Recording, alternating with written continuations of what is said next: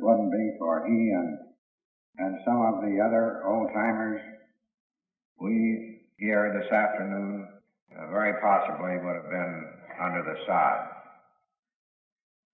It's an honor to introduce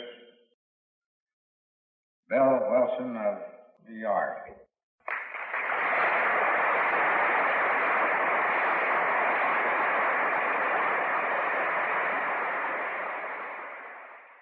On this, our 23rd anniversary, we are gathered together, first of all, I think,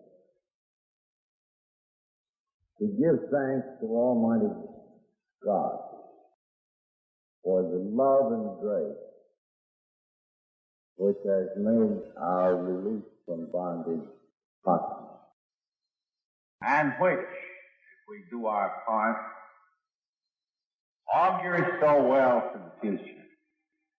Lois and I never approach Akron, this city with the biblical name, city set on a hill, without a mixture of wonderful emotions. As we come in here, whether by car or by plane, something seems to come out to meet us. Because not only people can be special, so can places. And with places we have associations. And with this place, the dearest of all. And as we approach the town, the flood tide of reminiscence of all that happened here in our pioneering times fills the mind. And as we go from gathering to gathering, as we hear one incredible story of redemption after another, all of this gathers great force and intensity and finally culminates in such a meeting as we are now having.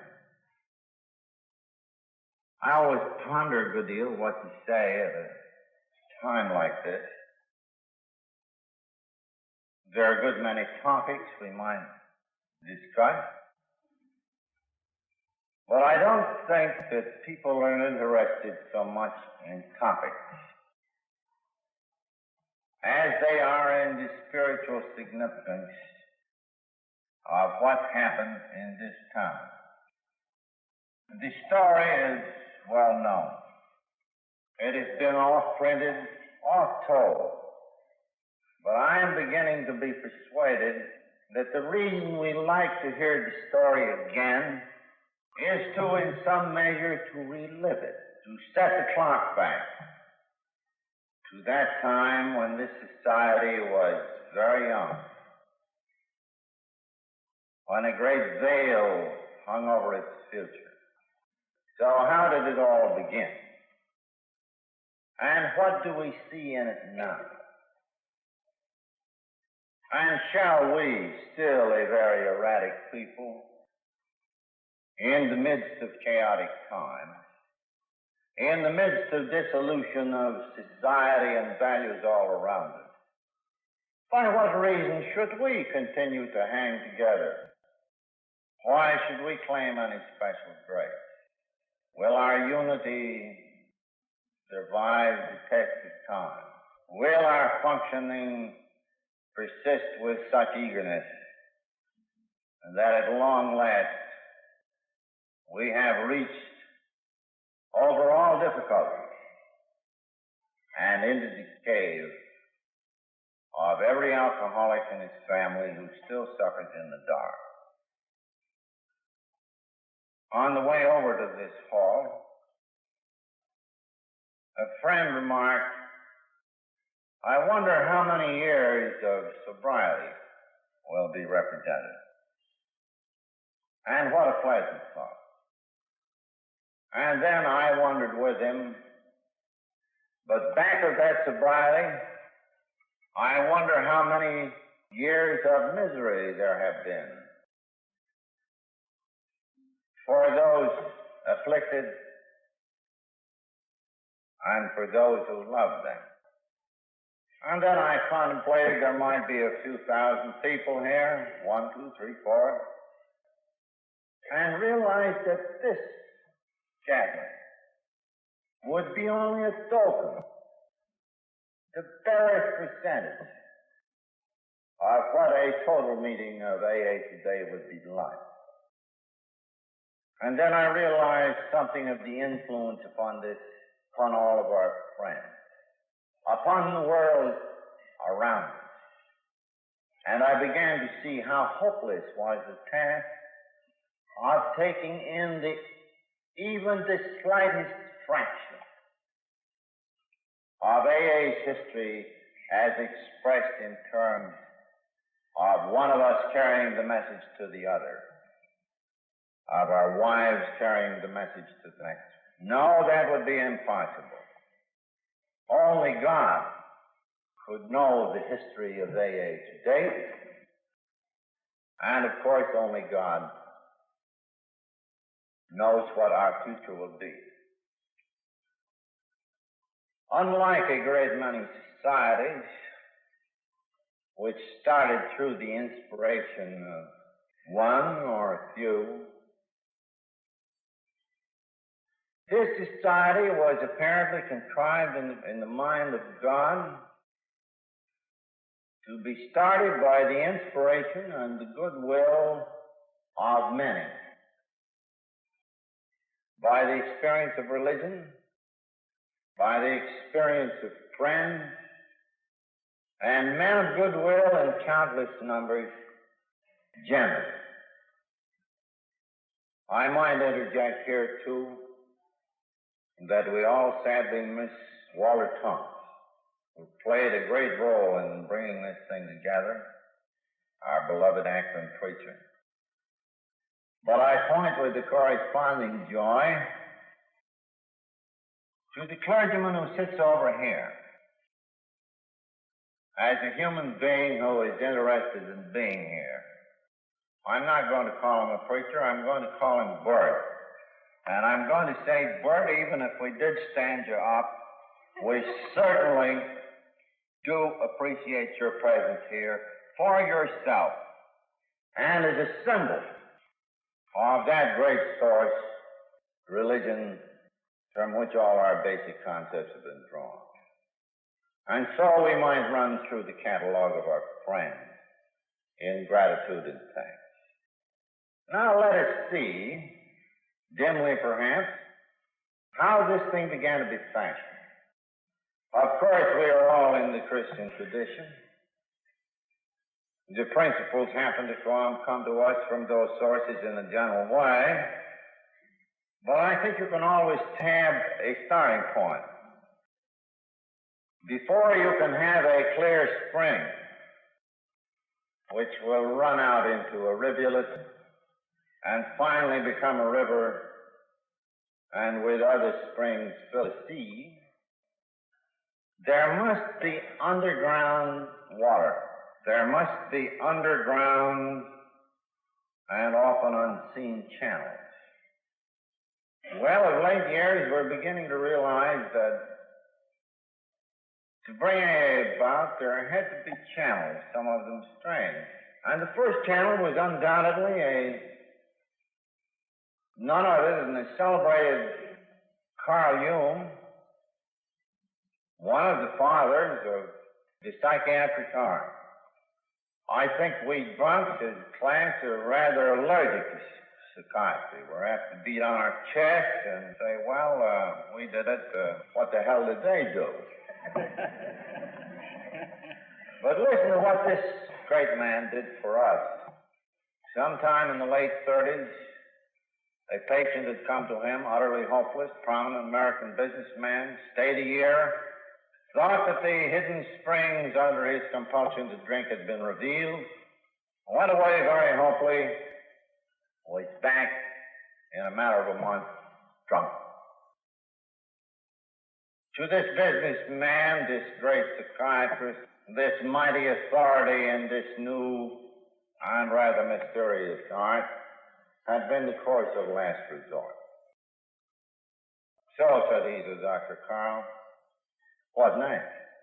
And this great and very humble man said, well, I thought you might be one of those occasional cases where there could be re-education at depth, where we could unhook this insanity of yours to drink.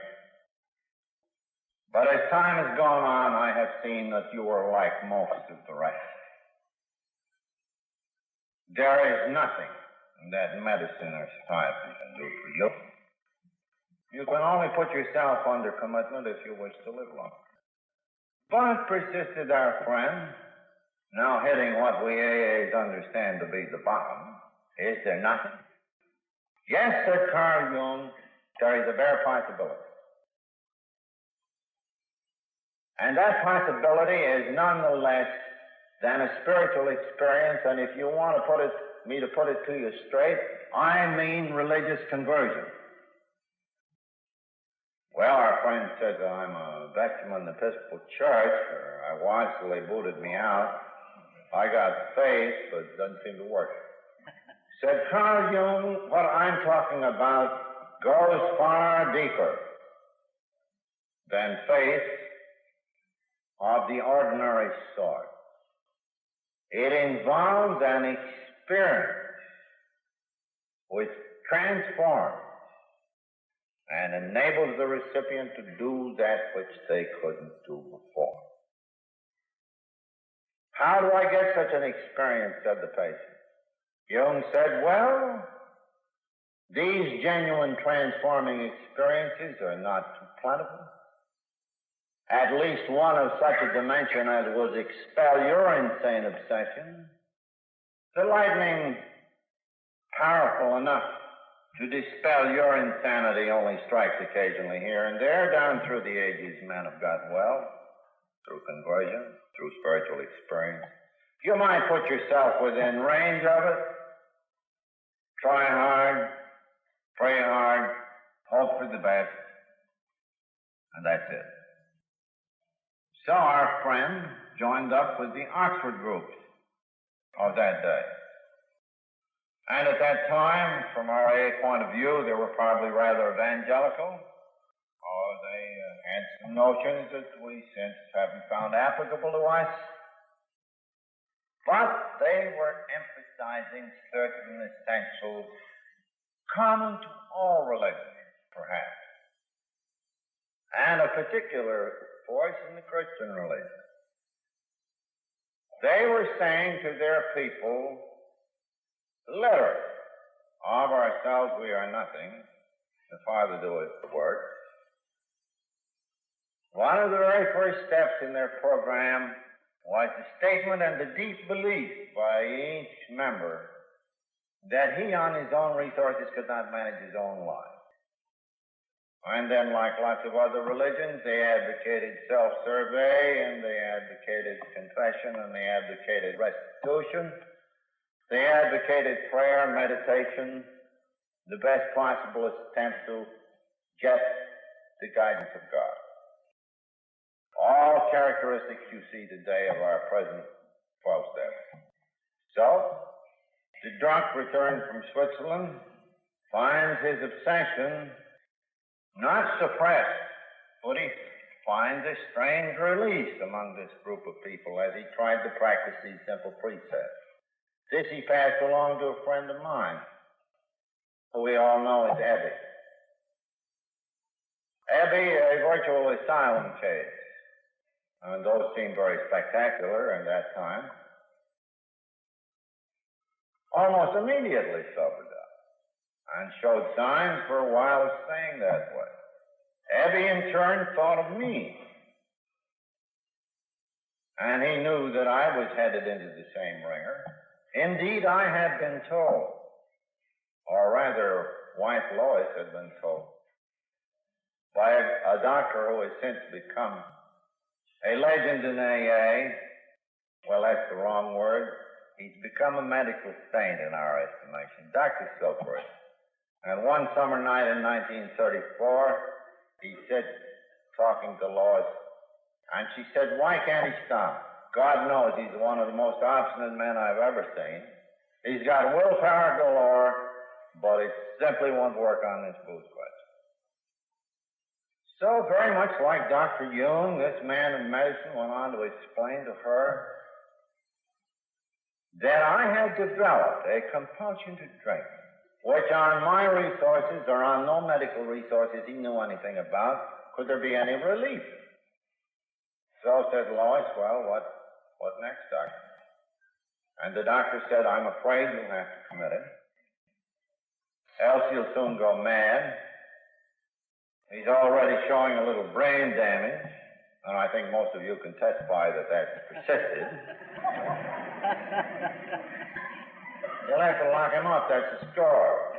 Well, I wasn't told this so pointedly, but by this time I knew. I'm scared as I leave the hospital. Fright, constant vigilance keeps me sober a while. Then this strange insanity about that first drink takes over. And once more I'm in the toilet and fall in the areaway of our home, dragging a golf bag, gashing my head on the areaway, and Lois and I hit a new bottom. Then came to me, just as there has come to you, a friend, and this friend is. And then there's that talk over the kitchen table. Now, Abby had been talking to the drunk who was Jung's patient. You see, this transmission line of one drunk starting to another had gone on for 2 jumps before it got to me. And Eddie came to me quoting this alcoholic and quoting Dr. Jung that this was a pretty hopeless business. So there was the identification. I knew Eddie to be hopeless, yet here he was, unaccountably in a state of what he called release. None of this water wagon. Well, the result was that what he said struck me deep. It eventuated in a very sudden experience, so that in my case I have not been tempted to drink since one instant. That was the gift. I won't go into that because I want to pass on to what happened here. I am only trying to show you the several streams of influence and the underground water that finally surfaced here in Akron as the first clear spring. So I am filled with a great desire to help other drunks, and nothing happened.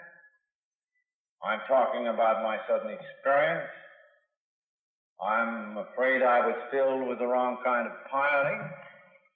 I was no doubt possessed of great spiritual ambition, which seems to be about the worst possible kind. I was teaching, and I was preaching, and I was pushing, and I was shoving. And I guess the whole approach was pretty full of I. So, nothing happened. And one day, spurred on by the taunts of people who said I'd better quit being a missionary and get in some groceries for the house,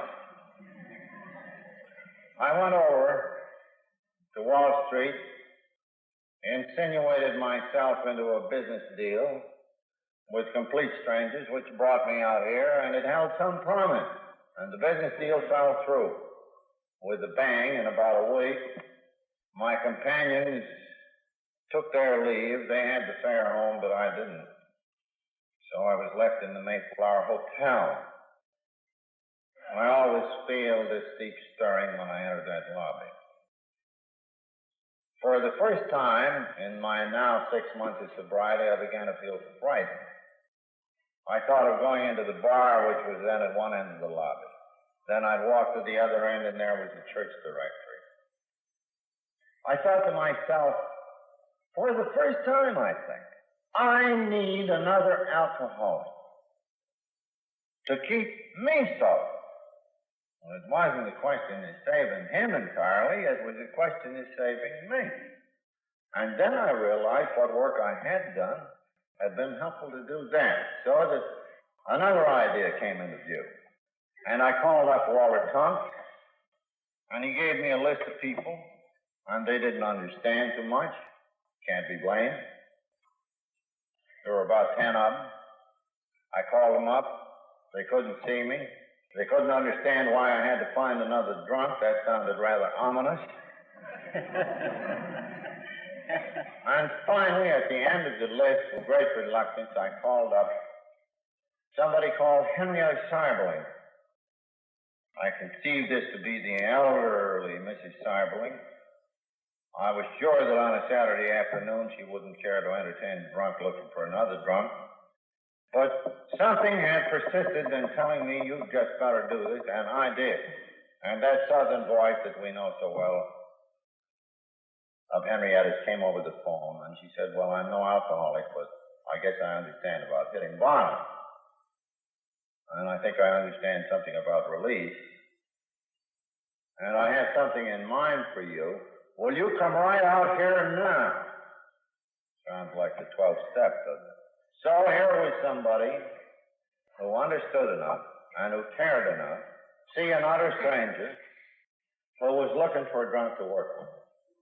I get out there, quickly tell my story.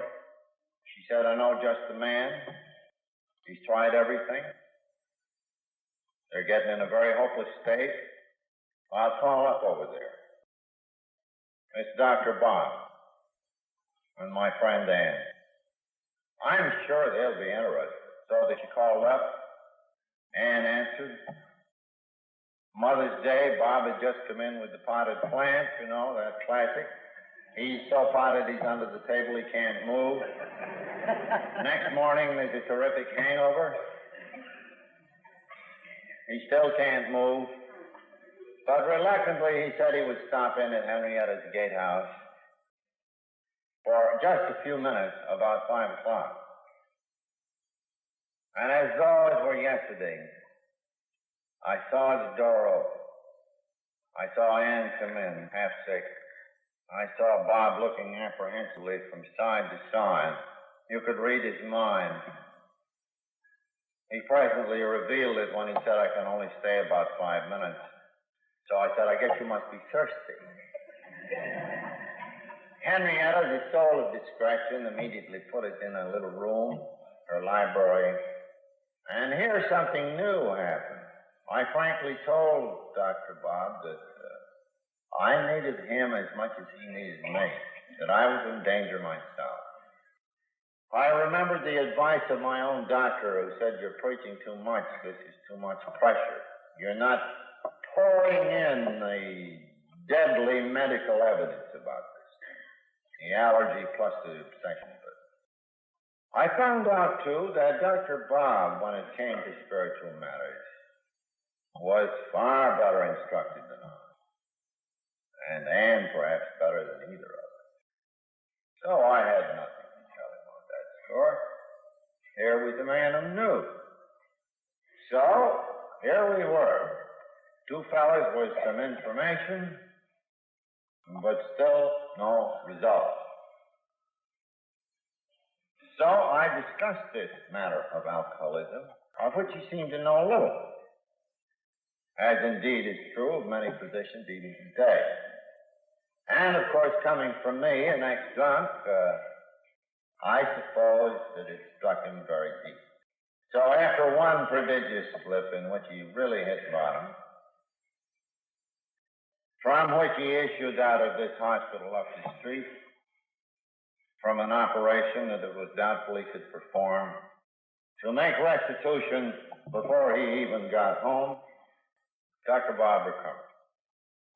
Well, Ann playing it safe and me wishing to continue with my business proxy row, it was very agreeable when she asked me over there. So all during the summer of 1935, I lived with the Smiths, an experience I shall never forget.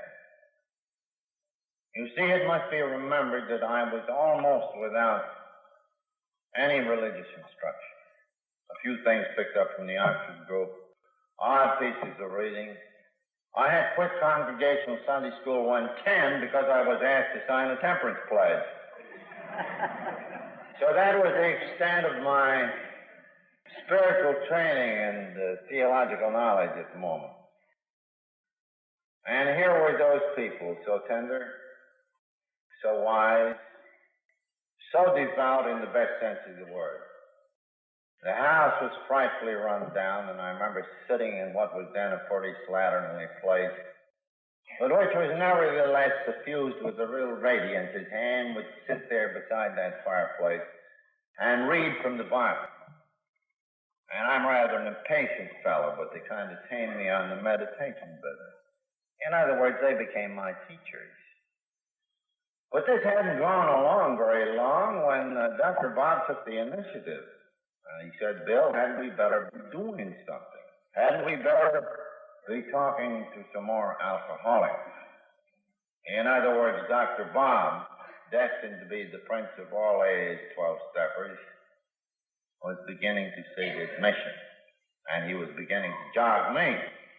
Because up to this point, you see, there was lots of sweetness in life, and there were lots of ideas, and there was a good deal of underground water, but there wasn't anything that looked like a spring.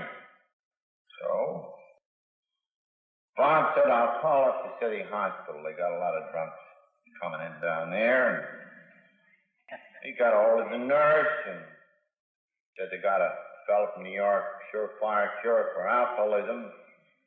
The nurse, an old friend, said, well, I hope to heaven, Bob, you've tried it yourself. He said, well, what you got down there? Well, there's a fellow in there on a stretcher. He's been in 4 times in the last 6 months. He can't even get out of here and get home lately without getting sued.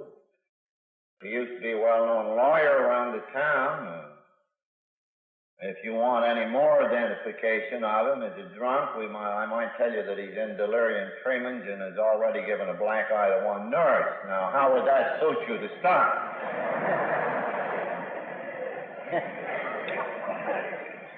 Said, Dr. Bob, put him in a private room and you give him this medication. Well, I had a kind of a scientific training, and in my family there were a lot of doctors, so that some of the information I brought along to Dr. Bob, even in that early day, was that the drunks needed vitamins. We didn't have a lot of pills around then, but I heard that there was a lot in cabbage. So I recommended to Dr. Bob that all drunks be put on a diet of sauerkraut.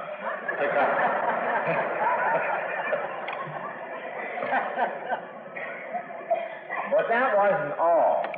It was realized that drunks had very erratic blood sugar, and that ordinary granulated gave them a sour stomach, but somehow they had to get some sugar. So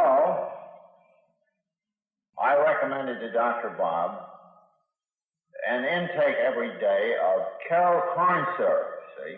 And then, just to be sure of vitamin C, I suggested that he eat a can of cold tomatoes every day. Well, I'd had Dr. Bob very faithfully following this. He would actually eat a half a can of cold tomatoes every morning. He would take about 4 spoons of Carroll corn syrup and a great big gob of sauerkraut.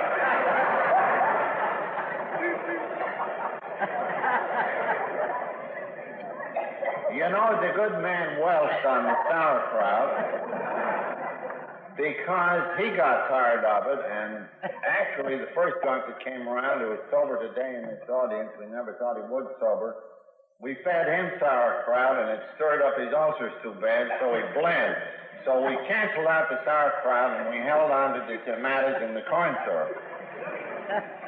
So armed with our spiritual and medical knowledge and resources, and the tomatoes and the sauerkraut, we advanced on Akron City Hospital to visit one whose name we were soon told was Bill Dawson, him who had just socked the nurse a couple days before. And we'd had him meanwhile on a little sedative and the canned tomatoes. So we came in to see Bill, and he said, well, who are you folks, and why am I in this private room? Well, we said, we're drunks just like you are, and here's the story. So we each told a story, and poor old Bill stood there and sat there. Wait a minute, he laid there. And he shook his head and he said, well, I guess it's too late for me. You fellas have got pretty tough stories, but it isn't so tough as mine. He said, I don't dare go out of here. I can't get home without getting drunk. If you say this is a lunacy, an obsession, you are dead right in my case, but it's too bad. I don't believe it can be beat at this stage. Thanks very much for coming in. So he said, well, could we come back, Bill?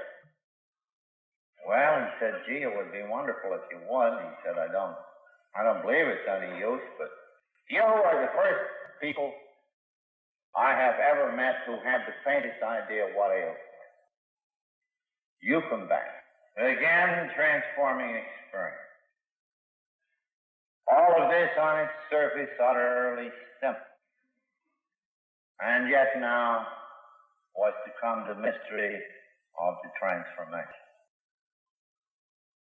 We got down there the next morning. Henrietta and his wife was in the room. Bill looked at us and said, there they are.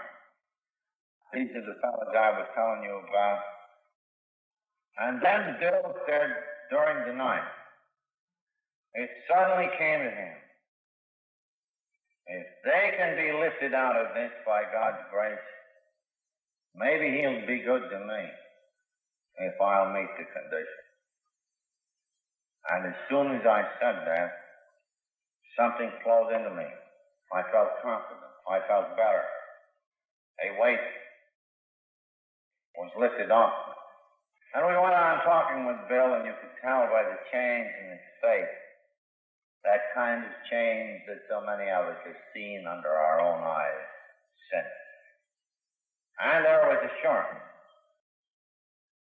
that when two or three were gathered together under the banner of these principles and in the kinship of common suffering,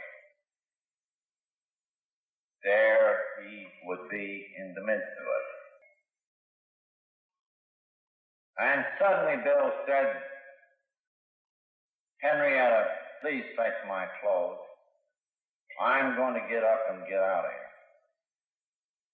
And Bill got up and he get and never had a drink to the day of his death. And so was formed the first AA group. The channels of underground water had formed a tiny spring in Akron City on the hill. And Bill and Bob and I and Henrietta and Ann, joined by Lois on vacation, plugged away at this thing all during the summer of 1935. Failure, but once in a while it would be encouraging. Then I go back to New York, small group takes shape there. The spring grew a little larger, but there was still one tremendous ingredient to be added. We had the medical savvy that could deflate these people at death, the God of science passing the death sentence on the alcoholic. We had the essential principles for the conversion experience, the admission of hopelessness, the internal and external house cleaning, the great new compelling interest in carrying the message, prayer, meditation. The elements were present. They'd come in from many quarters, as you see, but we still lacked one thing. At the end of 4 whole years of slugging, here in Akron, in New York, and perhaps after 1937 in Cleveland, we could only count 100 people as recovered. That represented an immense effort. Only 25 people a year in all 3 places. By then, too, we had produced the book Alcoholics Anonymous. We had said, yes, there's enough time elapsed on. There is enough inner assurance among us to know that recovery is possible. But, my God, how long will it take? 25 people a year? Well, they're carrying the message one to another. But how are people going to hear about this? How can the message really be spread? Are the 5 million drunks in America and the 5 million elsewhere all coming to Akron or New York? If so, why? What will we do with it? How are we going to get this message out? Again, the Clevelanders coming over here had a friend in Elric Davis over on the Cleveland plain dealer. And Elric, well, I won't just tell you about Elric, but he had a power of identification with us, let's put it that way. So that he began to write a series of pieces in the Cleveland plain dealer, 10 or a dozen of them, and every 3 or 4 days the editor of the plain dealer would say, "Folks, come and get it, this is good." Well, then occurred the event which we had both hoped for and feared. There was a tremendous rush. Telephone calls from all over town and from the surrounding countries. We want this AA. I suppose in Cleveland at the time, there weren't 20 people sober. 15 of them hardly dry behind the ears. People were tossed willy-nilly into the hospitals. Confusion reigned supreme. One deacon would form a group, get in the hair of another deacon. As a result of a fight, he'd run off and start another group. In fact, the more fighting there was, the more the ambition was to be founders, so that fighting created more potential founders, and each founded more groups, and the whole thing churned around in a most frightening state. Again, in comes grace, in comes the imperative, it's do or die. The nonsense that only old-timers could carry the message evaporated as new people were taken to one meeting, and right away they were experienced 12-steppers and put on chases. The AA book came in as a time saver and to hold the program on its course, and those 20 people in Cleveland expanded in a matter of 8 or 9 months into hundreds. And in spite of all of this hocus-pocus, and in spite of all this confusion, their batting average on sobriety was awful good. We old-timers, with all our finesse and all our care, hadn't done quite so well as the novices in Cleveland. Well, that was just about the last big ingredient that was needed to prove up the recovery picture. Drunks could get well. There could be a chain reaction. If it was too fast, or there was more headache, but they still kept on getting well. And then came friends at the right time. John D. Rockefeller takes an interest, doesn't give us money, but says to America, this is good.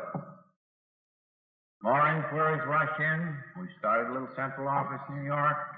Next year, 41, Jack Alexander, assigned by Mr. Curtis Bach, owner of the Saturday Post, did a feature piece, this time thousands of names.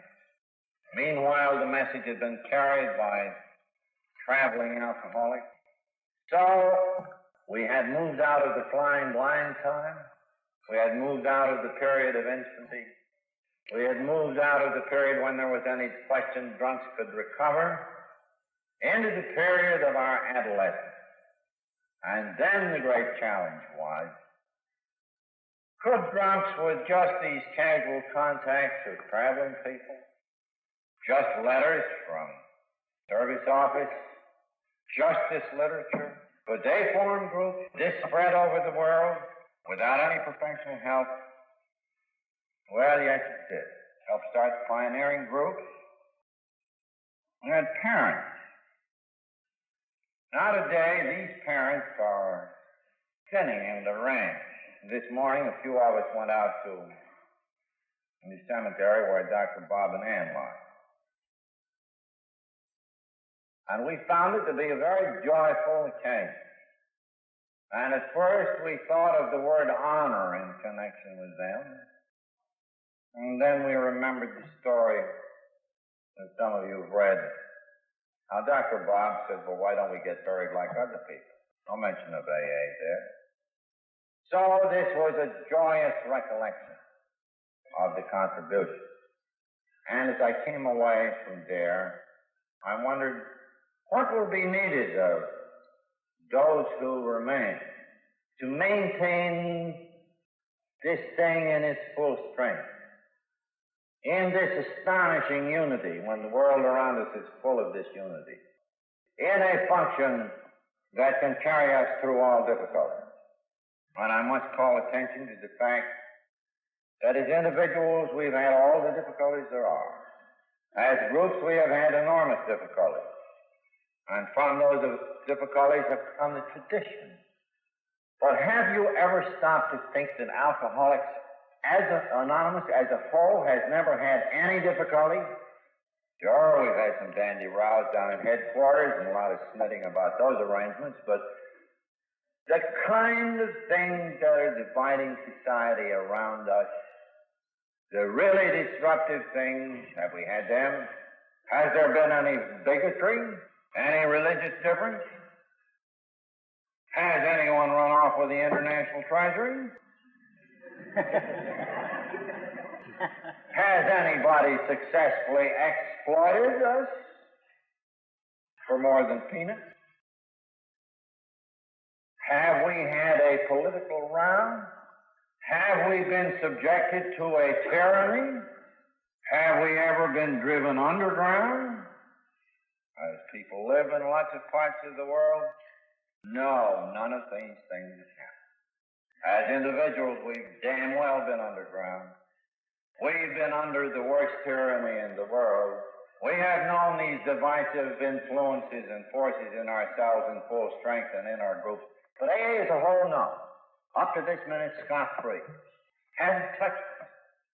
Now, I think this creates a natural but a rather serious illusion on our part. Apparently, when God intervenes, when we consider the gravity of this malady, alcoholism, its stark lunacy, the release, the 100% release from the alcohol sickness is nothing short of a gift, an outright gift. But once we have received that gift, and then we try to apply these principles to the life problem of living with each other, of living at home, and living in the crazy world, of earning a living, then we find it isn't all gift. We got a responsibility. So if we are prudent, we become very vigilant about ourselves.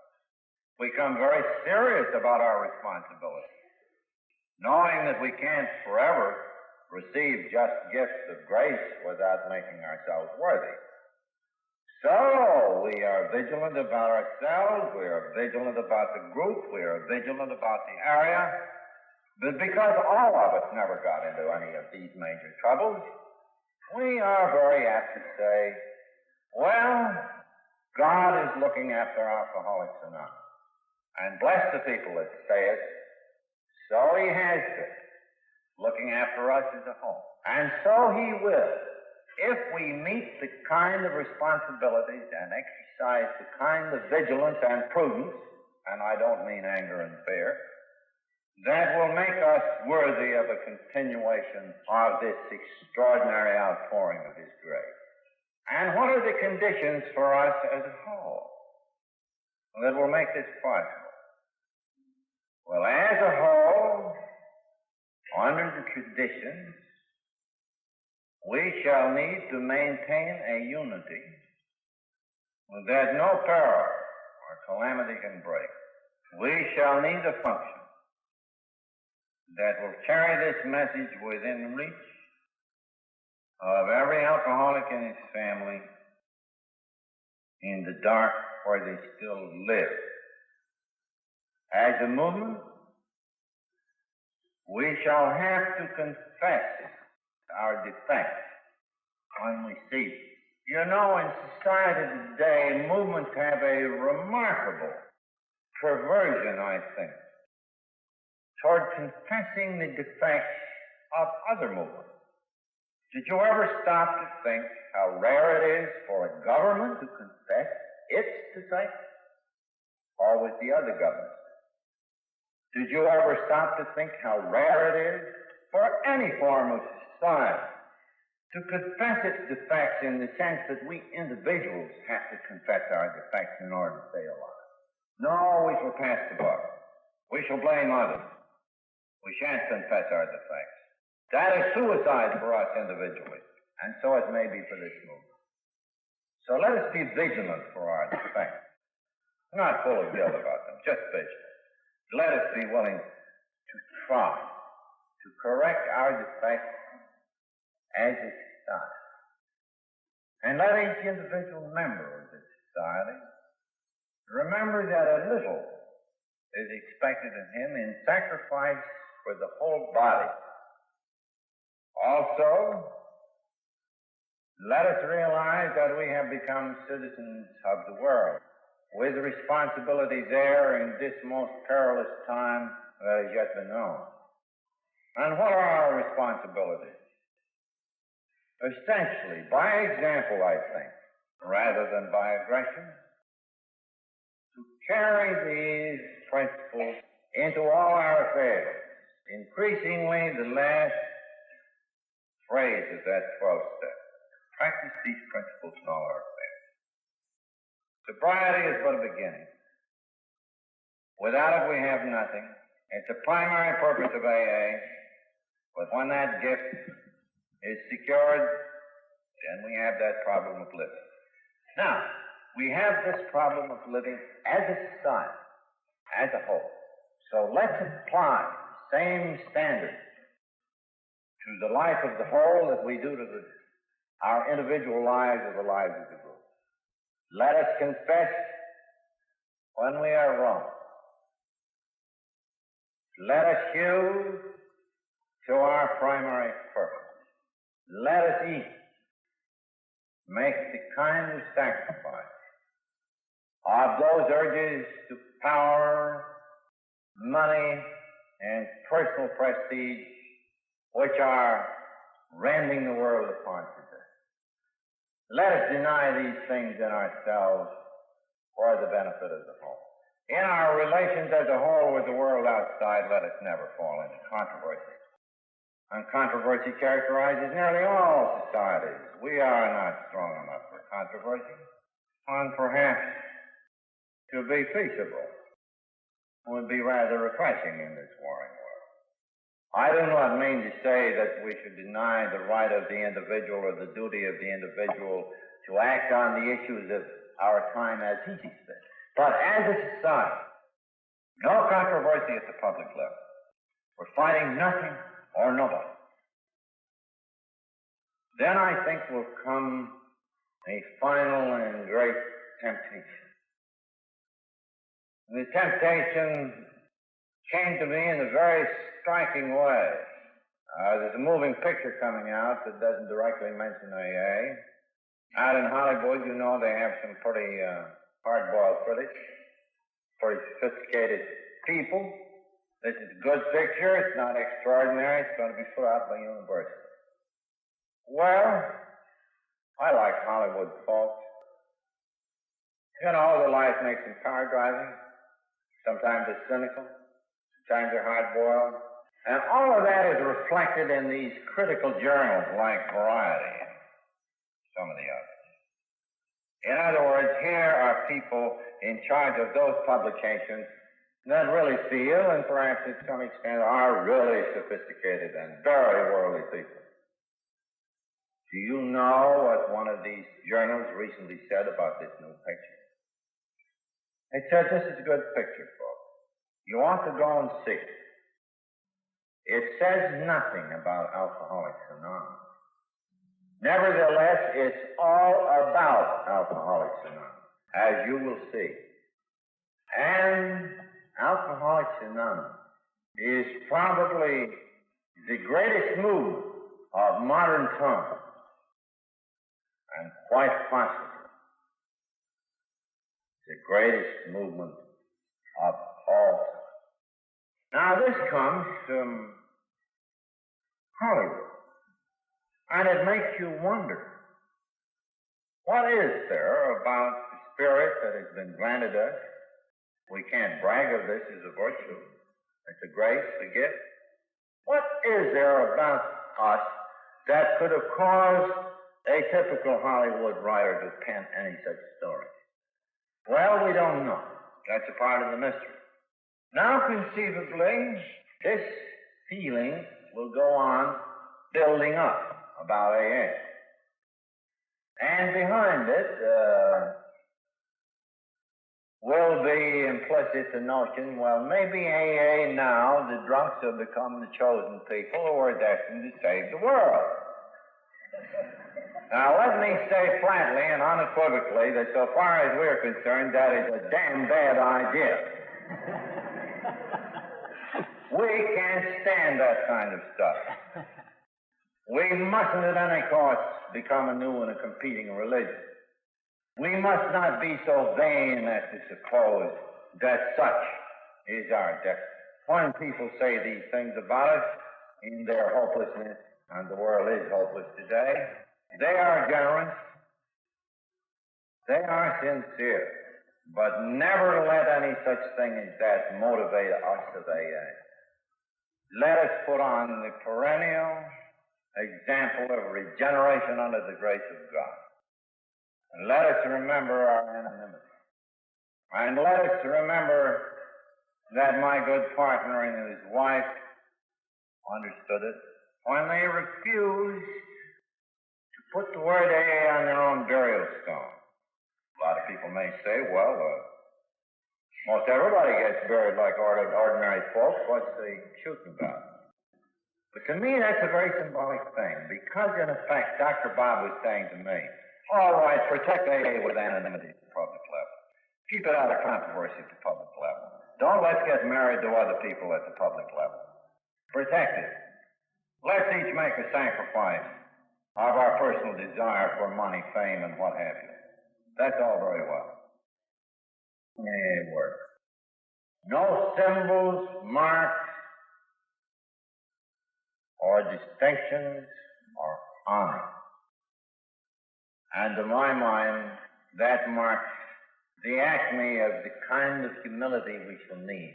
Preserve our means of survival in full strength, and to transmit it on to posterity for so long as the Lord our God wants that.